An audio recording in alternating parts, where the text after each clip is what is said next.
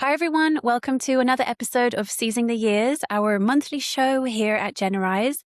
My name is Rachael Jennings. I'm the co-founder and chief brand officer of Generize, a creatine innovation and education company that I run together with my dad. Every month, I host a scientist, a researcher, a founder, or somebody in the industry that is committed to their own health span, but also has a bit of a creatine story to share. Today, I'm joined by Jordan Glenn, who you might know because he's on LinkedIn pretty much every day, and I know that I enjoy following his content. It is educational and also just quite positive and lighthearted.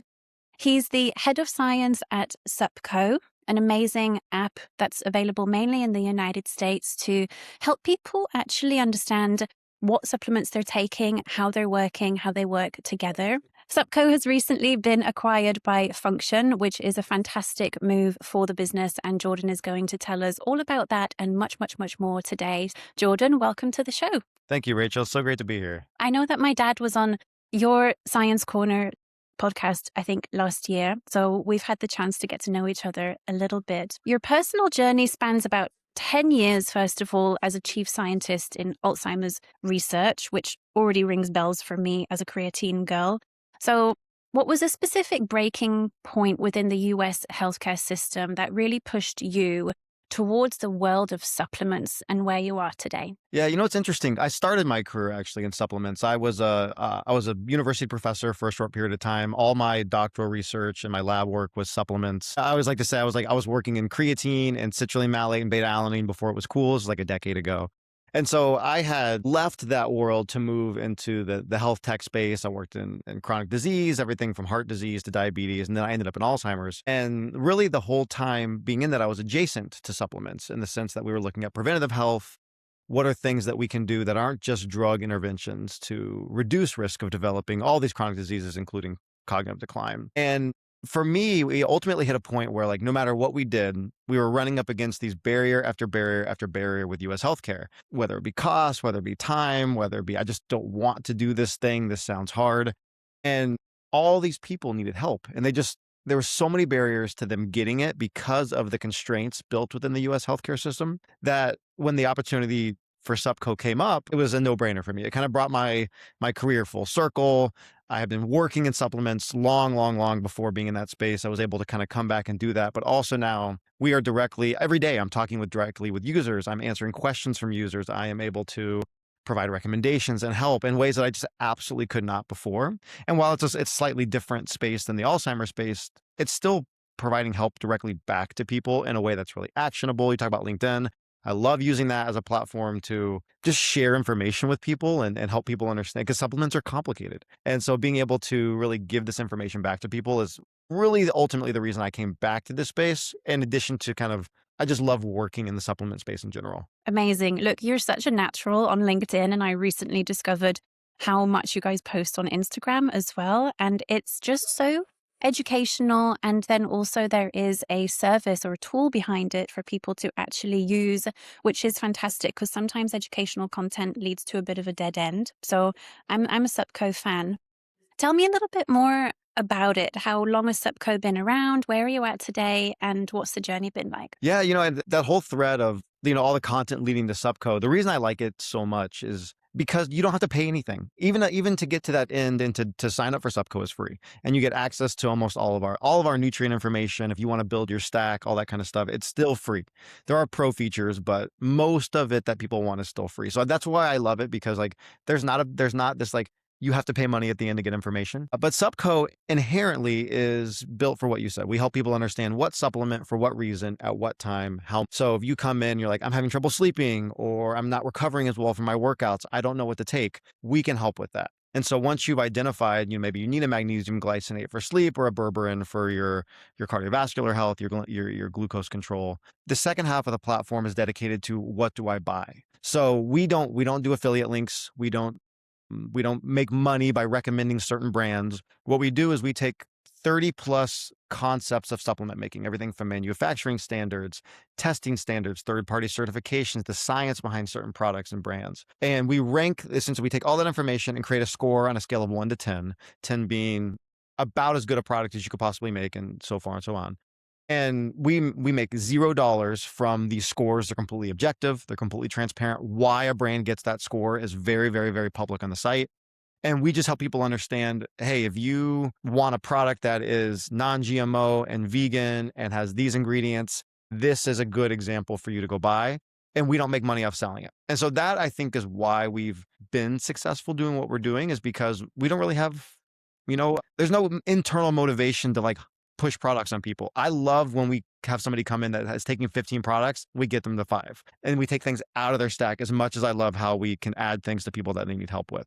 So that's the goal of the platform. That's where we sit today. And we just crossed 850,000 users. So we're really exciting. I think we remain the center of trust, I think, in the supplement space, sitting between the brand and the user. And it's doing really well. And we've really enjoyed the run so far. It's an amazing story. I know that the founder started with like a spreadsheet personally, and he was sharing that with friends, or as I understand it correctly, and that was the catalyst for the idea for the app, which is amazing. So I'm sure he's still using it every day as well, which is the best kind of company that you can have, right? And so, you guys are a signal right now amongst an awful lot of noise, and there's so much being pushed to keep buying and keep adding to your routine. And people will say, I've got a cupboard full of stuff, but I just grab the creatine and 2 other things every day. The other 20 that I've bought over the last 18 months, I don't really know if I need it and if it's making a difference. So there's a huge need for what you guys are doing right now. Let's touch on cognitive decline. You mentioned it already. And the last time I checked in with you, you told me that from your perspective, people actually have a greater fear for cognitive decline as we grow older, potentially even compared to a fear of cancer. Huge statement to make. So from your perspective, how much of the current, creatine for brain health, creatine for cognitive function, how much of that boom is driven by fear and people potentially being very scared of losing their mental capacity as they grow older, versus kind of coming from a place of true optimization? Yeah, that's a great question. And there's so much nuance that I think that happens within this, like 100% right. Like I've worked in heart disease, I've worked in diabetes, I've worked in Alzheimer's. I have, Mhm. been around the cancer space. People fear Alzheimer's disease in a way that, at least in my perspective, the way I've seen it, they fear it in a way they don't fear any other disease, because most of the time in this case, they've seen a loved one, a parent, a friend, maybe an aunt and uncle, et cetera, go through this. And they're like, oh my God, I can't, you watch someone lose their cognitive faculties for, become someone who they're not, like lose who they are as a person, almost be trapped inside your own body. And it's painful, it's sad. And for many, many years, we thought it was essentially a death sentence, which we know is no longer the case. I think 45% of cognitive decline, Alzheimer's disease, is essentially believed to be preventable through lifestyle now. And I think that's where there's so many other things that go into that. But creatine is a really interesting area because so much new data has come out in the last couple of years around creatine and brain health. And so when it comes to this, I don't know if I'd use the word fear. I think I'd use the word hope. And I think they are one and the same, but I'll put a more positive spin on it, in the sense that if you've watched somebody go through this and you've had fear about going that route, something like creatine and the data that's come out can provide hope of, oh, maybe this is something that can help, in addition to like many other things that are out there. Where I sit on that space today is I'm very optimistic about it. I think there's a lot of work to be done. I know that there's been a lot of data that show if you are sleep deprived, or if you have, if you have certain areas where you are deficient, creatine does seem to help. I'm not sure we've seen the data. I don't think it's quite where the marketing is on take creatine, be cognitively healthy forever. I think that we've gotten a little over our skis on that one, but I think the data do show that we can cross the blood-brain barrier if we take enough of it. I think we're still trying to figure out that dosing protocol. I don't think everybody should be taking 20 grams of creatine a day. I take 5, sometimes 10, usually 5. I'm not convinced of the higher doses yet. I could be in the next couple of years, but I think most people should be taking it. I think the creatine brain health data are strong but early, and I think there's very little risk to taking it for that reason. I just don't think it's quite the magic bullet we want it to be yet. 100%. And you probably caught this right at the beginning of the year. One of the first papers that the research community put out was literally titled, "Have we put the cart before the horse?" on the creatine for cognitive function topic. And so, they came right out there and said, this is super exciting, but also this doesn't mean brands can just start selling product that says like, focus and, you think clearer than you've ever thought before, with 10 grams of creatine. And so we also at Generize really temper the enthusiasm around that strong narrative. My dad's first patent in 1992 with Roger Harris, they put Alzheimer's in there because from a scientific perspective, they had enough of a hunch to kind of go out on a limb and put it in there. And so we've always known, and now we're starting to kind of know and have the evidence. And there's still such a long science research trajectory that's going to really help us understand how this works. Is a standard creatine monohydrate ever going to cross the blood-brain barrier sufficiently for it to even make sense? Do you know what I mean? So it's like such a small, less than 5%, I believe, no matter how much creatine you take, actually gets into your brain cells. And so I also just don't necessarily find it wise to start telling people, hey, take 25 grams and you'll get 5 grams in your brain, and that's the solution. So yeah, we kind of rein that in a little bit, although it is very exciting, and our own science team are following that very closely, and we've done some webinars on the topic as well. But of course, coming from your background, having worked in the Alzheimer's space, like you said, any sign of hope or any sign of prevention or easy, affordable things that we can do in our 30s and 40s and 50s, it just, is potentially a lifeline for millions of people. So it's incredibly exciting. Absolutely. Yeah, and I think that concept of what you said, easy and affordable. And I think that supplements become that for a lot of people, but I think because supplements are easy and affordable in a lot of ways, they become the only thing people do. And so one of the things I really encourage is like, absolutely take your creatine, take your stack, but that shouldn't ever replace, like, we know exercise and diet are two very, very important factors for cognitive health. We know stress and sleep have a direct impact on long-term Alzheimer's risk. So I'm all being in the supplement space I love, but I think sometimes we also tend to get a little excited about it as the only tool. And so I just think it has to be one tool of many when it comes to prevention of almost any chronic disease. 100%. Actually, supplementing with creatine every day is the easy thing, but staying fit and eating well and sleeping enough, those simple daily habits are actually harder than scooping a gram or 5 of creatine into your water, right?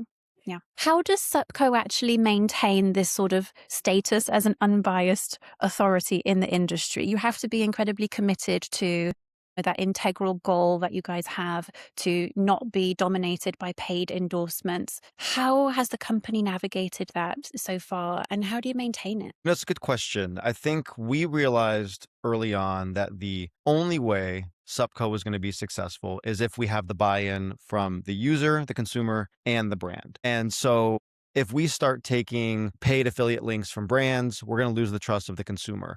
If we are trying to push cheap products to consumers, we're going to lose the trust of the brands. So from our perspective, it was always going to be worth losing the dollars on affiliate links or click-through links to gain the trust of both sides. I think one of the things that we did first was we wanted to make sure that we could get the trust of some of the larger brands in the industry that were really doing things the right way. People who are thinking about supplements like at almost a pharmaceutical grade level of manufacturing and cleanliness and precision and dosing, and then being able to really get that kind of those like highly prestigious products on board.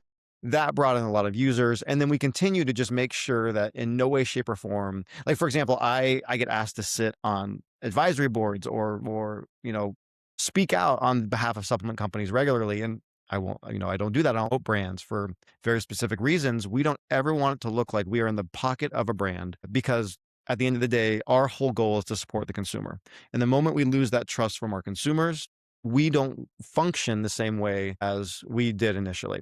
We get people message me almost every day, or message SuppCo almost every day, like, I know that you're taking affiliate links. I know you're taking cuts of all these products. It's like, we just do not. We do have a certification program. We're very, very public about that. There's a very specific area on our site of brands and products that have been certified through SuppCo's tested program. That is the only area in the platform where we do make money from brands, but we're very open about it. We're very clear about it. And we keep that separate from our trust score model and from the other areas where users can go to get guidance on supplements. At the end of the day, it comes down to trust. We need the trust from the brand. We need the trust from the consumer, and everything we do is thought through under that lens before we do it. Amazing. A good way to build trust is to do one thing and do it really, really well. And it sounds like SuppCo has been able to stick in that swim lane and just excel at doing what you guys set out to do from the very beginning. And it can be very, very appealing. When there's contracts and money and things that could maybe position you in an interesting way individually in the industry as well, it can be very hard to turn things down. And it's almost like saying no more often than not is actually how you maintain the mission that your business is on, And from our perspective, even just in the last year since we launched, and then the last 3 weeks since we launched our own ingredient, Steve and I, there's more things than not we say no to, because it just does not drive Generize towards the end goal and the focus that we have. So I commend you, because it's not always that easy. So you've said in the past that creatine is potentially the most exciting, but also sort of the most boring supplement in the market. Tell me about that, and how do you sort of fathom a definition like that? I think a lot of it comes down to my own personal experience with it. Like I said, I used to run a lab where we were using creatine, we were testing creatine. And so it's been around for so long. I remember the gym bro days of creatine. Yeah. I'm going to age myself here a little bit, but I remember the days where taking creatine in the gym and people are like, oh, it's going to mess with your kidneys. Your hair is going to fall out. Your body's not going to produce creatine anymore. This is a terrible thing for you. I lived through those days while actively taking it and studying it in my lab. I think part of it just, we've been using it for so long. It's gotten so much hype. We've been talking about it for so long. I think it's kind of been now being glossed over as it's not the cool supplement anymore. We want to talk about beef organs, or we want to talk about electrolytes. Those are cool. I have my own opinions on all of those. However, I think what we've now moved into is this evolution of creatine from being this gym supplement to this kind of longevity supplement, in the sense of we talked about the brain health data. We see improvements in creatine for women's health. We see it also it's not just, now that we understand the mechanism behind energy, it's not a gym supplement, it's an energy supplement, or, we've reframed it, I think, appropriately. And while those mechanisms did work for those early use cases, we're now understanding how they apply at a much larger scale. So the scientist in me finds this to be fascinating, finds this to be super fun. I can't wait for the next big brain health study, or you name it, area of research that comes out. But that's why I also call it the most exciting, but the most boring, is because we've been around it so long. It almost feels like we've talked about it too much, but because there's so much coming out on it, we have to keep talking about it. And it's at this very weird push-pull moment right now, where if you're a scientist in this space, this is crazy fun. But if you're a consumer, you're probably like, I've heard about creatine, I want to hear about something new. And so I think there is this kind of weird middle ground that it's sitting in right now. I agree with you. In some ways, it's old news. And in that respect, you also have people that do not want to see creatine going into functional foods or going into gummies, because they know the powder works. They know dry scooping is, quick and easy, and they've been around that for 30 plus years. It's very interesting to notice those sort of subsets. And there's still a large group of people that have not been introduced to creatine in a way where it makes sense for them in their life either, outside of that gym environment. So yeah, it's really, really fascinating. And of course, just from my dad talking about creatine my whole life, it feels like a broken record for me as well. But I feel like every time I listen to that album, there's something in it that I didn't notice before. Or the artist is teasing a B-side, and we're going to flip it, and then all of this new content's going to be released pretty soon, in a scientific sense. So I agree with you. And, that's why I love to have different people on the show every month, because some people are completely new to creatine. I interviewed Amanda, who had never even supplemented with it before. And then I've had people on the show that have been supplementing since AES, launched their first product in California in the wave of my dad's commercial product. So it's very interesting. And I'm actually a little bit obsessed with asking people if they know about creatine, because everybody has a story about it. And if they don't, they're pretty happy to listen to you explaining more to them about it as well. So it's a great conversation starter. I love it. Your personal supplement stack is public, I believe. Is that correct? Yeah. It's correct. Yeah, it is 100% public. Amazing. We'll put it in the show notes. Everybody can go find it. There's no secrets there. Yeah, I love it. How does that kind of public exposure of your supplement stack help you kind of navigate this tricky line between being a professional scientist, but then also you are a real world consumer, and you're probably still figuring out what's right for you as Jordan too. So what are the benefits to that? And are there any cons to doing it? Oh man, that's So yeah, it's interesting. So yes, my supplement stack is very public, and ironically, I put out a post, I don't know, 48 hours ago. I really like kind of revamped my whole stack in the last couple of weeks. I've been taking supplements for so long that I have my go tos. I take my D3K2. I take my magnesium. I'm a big berberine user, etc. Creatine, but I also love N of one experimenting with myself. I'm using Urolithin A right now because it's really hot and exciting in the longevity world, and there's some really early data on it, and so I'm just curious how it affects my own markers. But I think one of the things that, like, in my position, people can kind of forget is, like, they think my stack is a marketing tool, which it's not. Like, I am simply like you, like anyone listening to this, I am a supplement user. I'm a consumer. I buy my products that I think that work for me and my own goals. Mine just happen to be a little bit more public than everyone's else, or a little bit more, I guess, high profile, for lack of a better word. And so I think I have no problem. I like my stack being public. I talk about supplements so much that I think it helps to add like a little bit of humanity behind like the face that's sharing this information. Like, I am a user. This is what I use. I'm happy to talk about why I use what I use. And so the brands change constantly. Sometimes I just feel like trying a new brand. Sometimes I'm come across a new one that I want to update. But I always keep my stack updated. My stack's very honest. If I stop using something, I take it out. And so I think that, like, I like that side, and I like the fact that I get to make it public. Every time I publish a science corner for SuppCo, I link my stack in it so people can see what I'm taking. If I take an update, I'll make a note of it. But I like that. I think it helps people kind of follow my journey as well through supplements. And if I can show that it's people get nervous about supplements, and like, I'm scared to change brands, or I'm scared to try something new. And maybe the fact that I am so open with it, and the fact that I am constantly changing things and playing with things and tinkering with it, even after taking it for, these products for so long, that maybe it gives other people the motivation or the courage to be able to do the same. And so I really like kind of sitting in that middle ground. I don't recommend products or brands just because they're in my stack. Doesn't take it as a recommendation. It just happens to be what I'm taking right now. 100%. And it's really also encouraging because I have a bit of a philosophy that your supplement stack probably should change.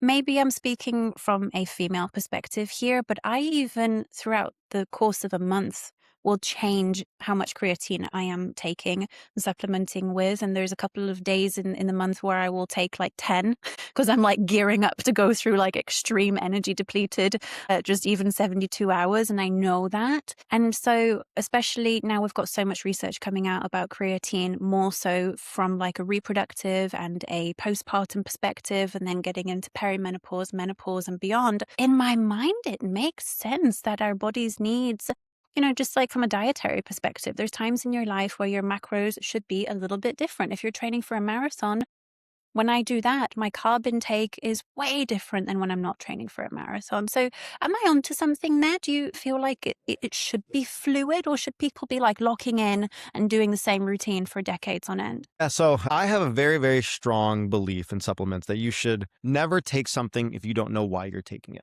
It's like, if I was to have like a headline, it was like, please stop taking what, you see popular on the internet, and please understand, like, not that you need to understand like what's happening at a molecular or biological level, but just know I'm taking X for Y at a simple level. And that Y changes all the time. I have a almost 2-year-old. My sleep is kind of chaos sometimes. So the magglycinate is very important for me because it helps with, regulating some of my sleep habits. But something like creatine, I have been taking pretty consistently for a long time. I take vitamin D on and off depending on what my blood work looks like.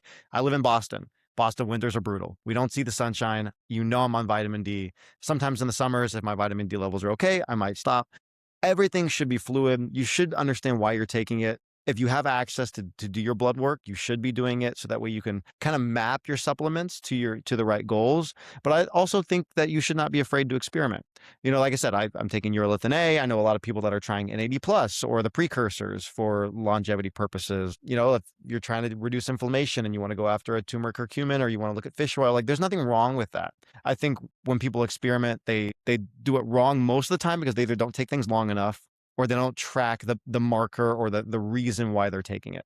So I think they should be fluid. I take my pre-workout, I make myself, but I also like trying things on the market. It changes all the time. So it's kind of fun. I think some of it should be fun, some of it should be foundational, and then some of it can just be purely experimental. But you just always have to know exactly why you're doing what you're doing. Even if it's something like, I just wanted to try it because it looks fun, that's okay. Just be honest with yourself about that. Exactly. Yeah. Have a bit of a compass that guides you through the choices that you're making. Because it's also Yeah. easy to end up spending a ton of money on stuff like this. And so you need to kind of rationalize what you're purchasing and why. Yeah. Yeah, we Fantastic. need don't let the internet make your choices for you. I think that's probably like the one tagline I come back to is make your own decision. This is personal. This is your life. This is your health. Just put a little bit more active effort in understanding what you're putting in your body is usually my thought there. Fantastic. So trust is a bit of an issue.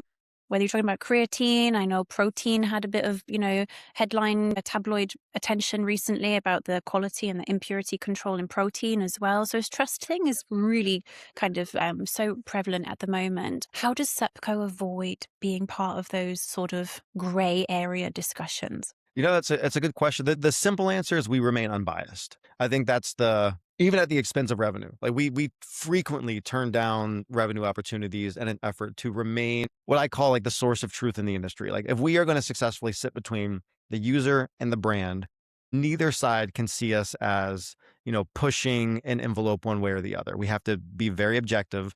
Users do not understand how to interpret what's a good brand from, what's like a high quality versus like all the thousands of products you see on Amazon. Users don't really know. So we do that for them.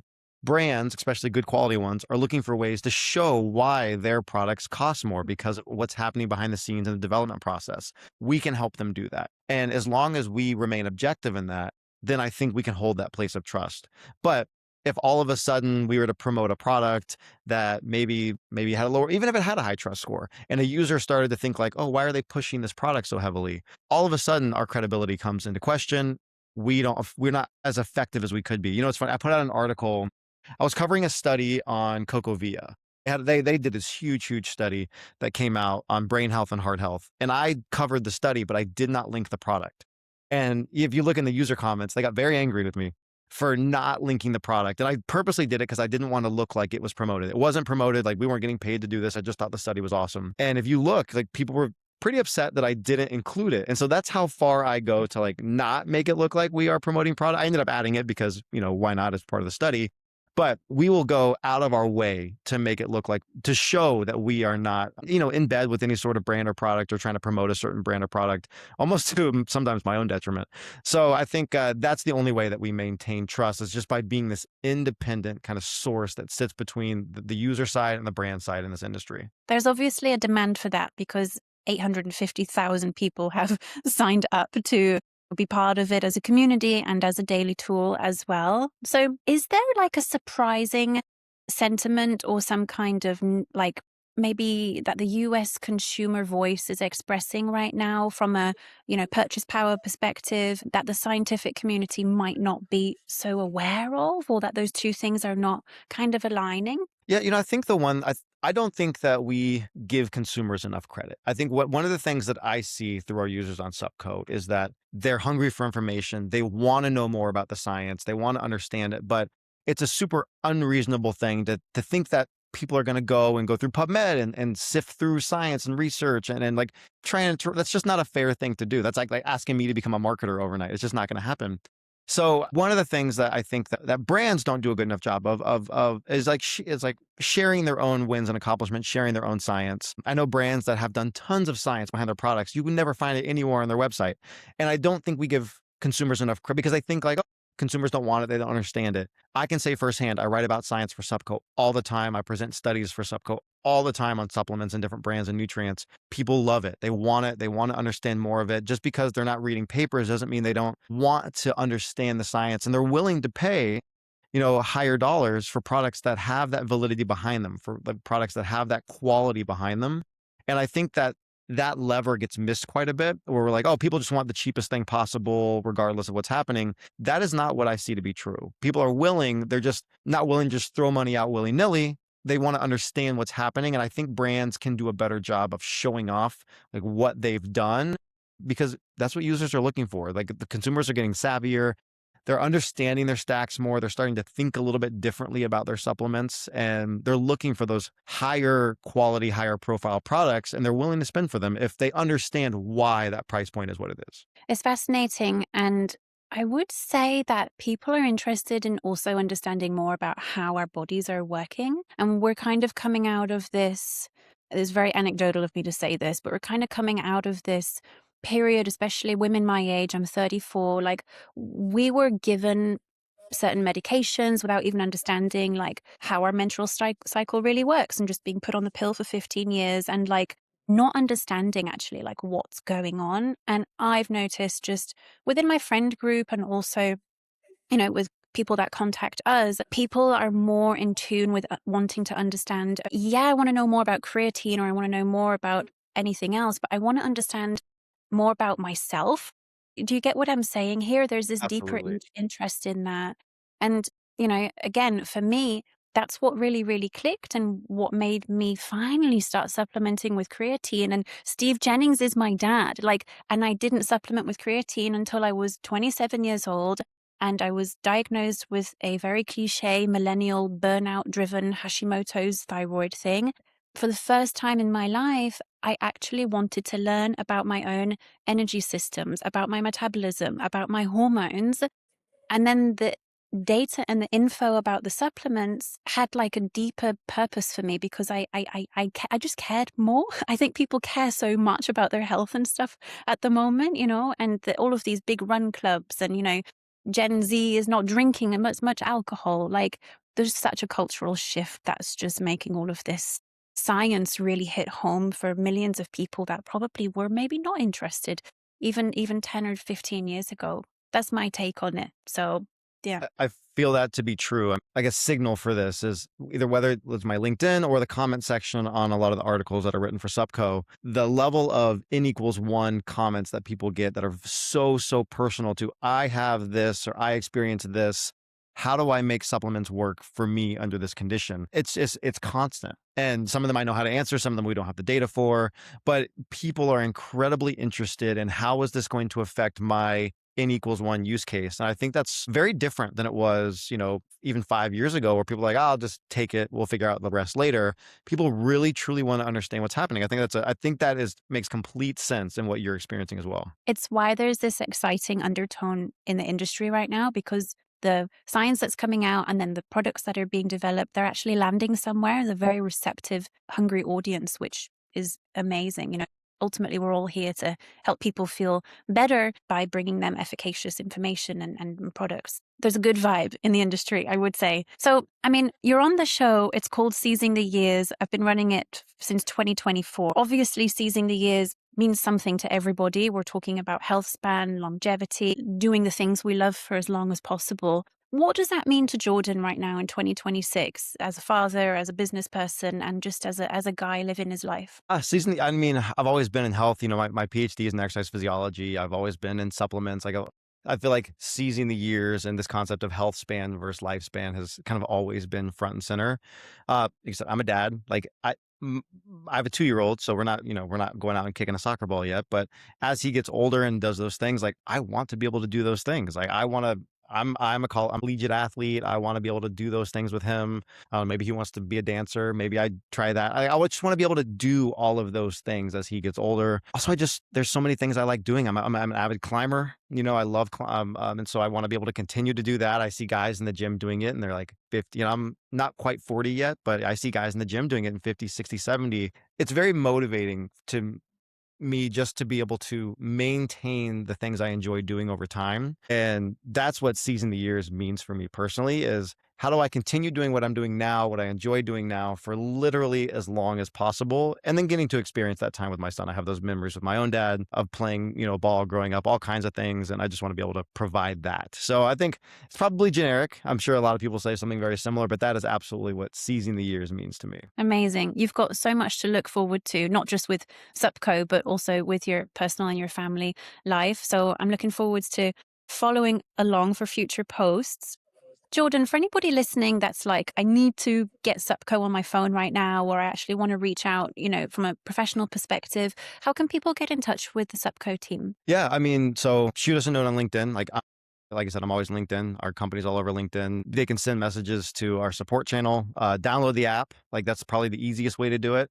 We have a web platform as well. The app is available in the US. We only cover US based supplements because outside of the US, they have very different manufacturing rules and regulations. So we cover US based supplements. The web platform is available anywhere in the world. App is available in the US.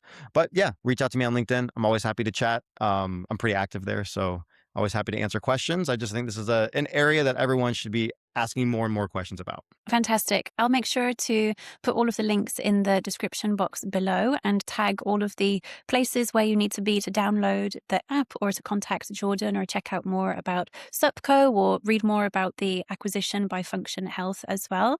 Jordan, it's been a pleasure to have you on the show, and I look forward to maybe having you back again in the future. Thank you, Rachel. It's been a pleasure.